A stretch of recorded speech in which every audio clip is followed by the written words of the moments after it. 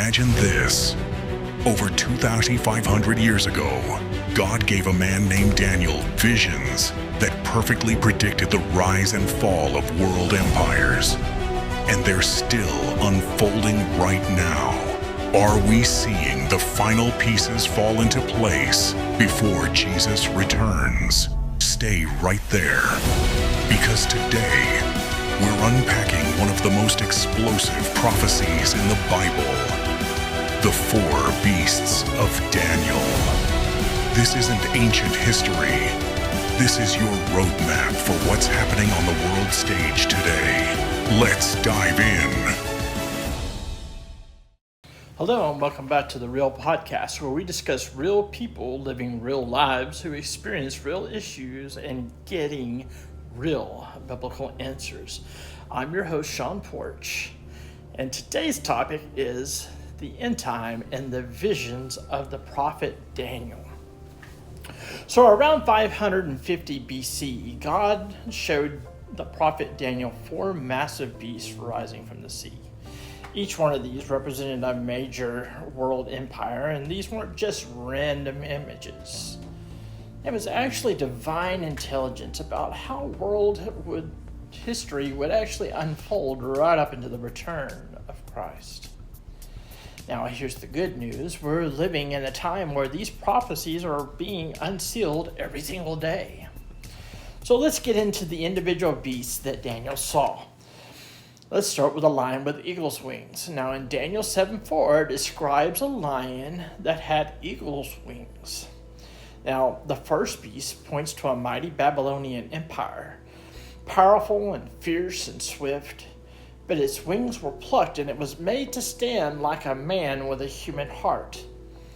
Now, it's both a picture of both dominance and eventual humbling. Now, many scholars also see powerful symbolism here pointing to the rise of Western powers. The lion has long represented Great Britain, and the eagle actually represents its offspring, which is the United States. Now, together, these nations have shaped the modern world like no other. This beast sets the stage for Western civilization, and we see dominating global affairs. Now, to kind of get a little deeper into that, if we look at the description, it says eagle wings that are being plucked from the lion. And so this shows the separation between the United States and Great Britain and its foundation. And then it was made to stand on the feet of a man and given a man's heart. So the national symbol of the United States is, you guessed it, Uncle Sam. Now, anytime we're involved in global affairs, we always tend to go in and we build nations back and we help other nations. We have a heart for other nations in the world. Isn't it wonderful to really understand that the United States could be mentioned in the Bible? That's a question that often gets asked, and many people don't have answers. But if you look through symbolism, you can find it there. The next is the bear. The next came a beast like a bear, raised up on one side with three ribs in its mouth. Now, this was the Medo-Persian Empire, which crushed Babylon. The raised side shows Persia's great strength over Media, and the three ribs represent the three major powers that it devoured, which was Babylon, Lydia, and Egypt. Now, in today's context, many see the bear as pointing towards Russia. The famous Russian bear, which is a nation known for aggressive expansion and influence over surrounding territories. We really need to keep our eyes on Russia's movements on the global stage. This actually fits prophecy perfectly. Now on to beast number 3, the leopard with 4 wings and 4 heads. So Daniel 6 describes it like this: after this I beheld, and lo, another like a leopard, which had upon its back 4 wings of a fowl.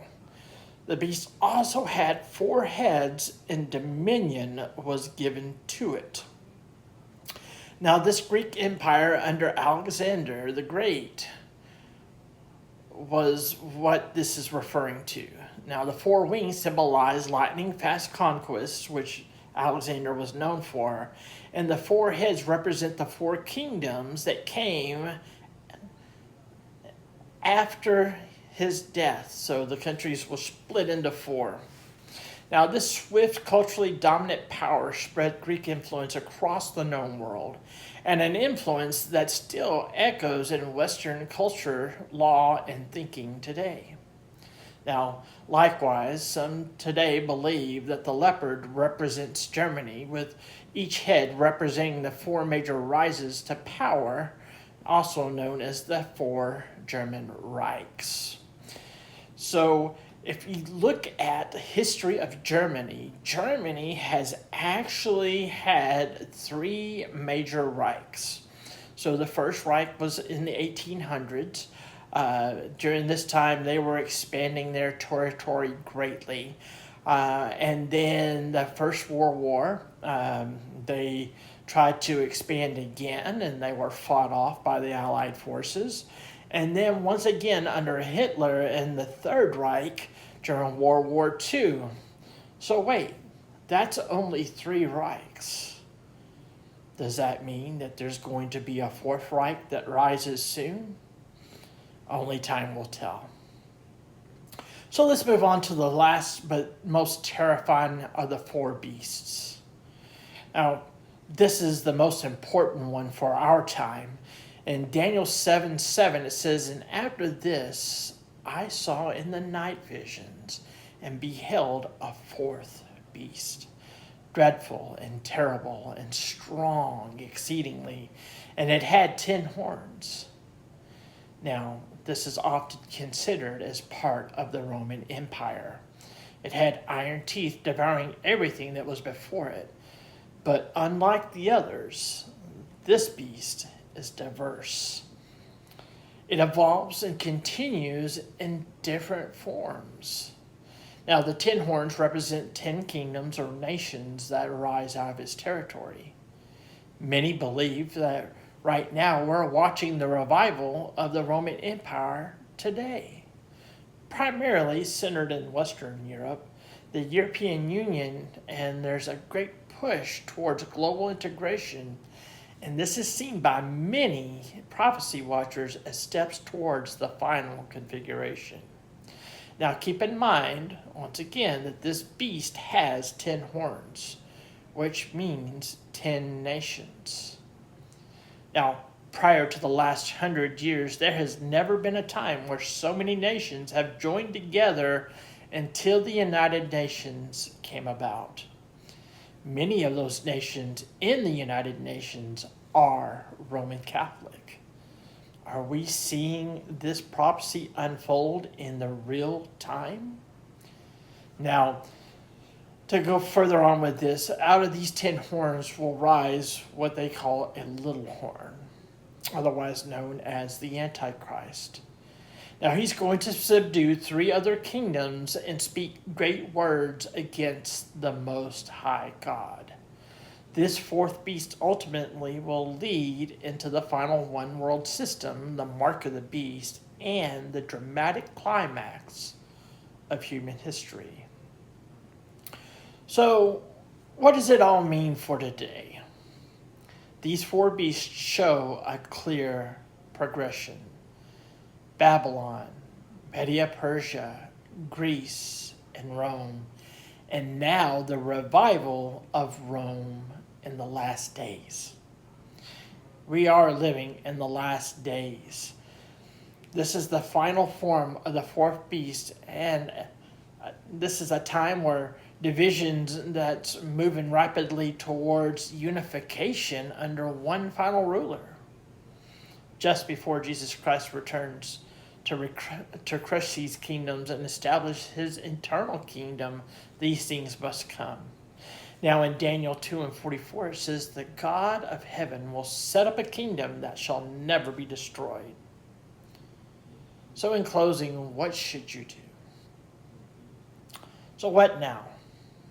Well, get in your Bible and study Daniel 7 along with Revelation 13 so that you have an understanding of what has happened and what is to come.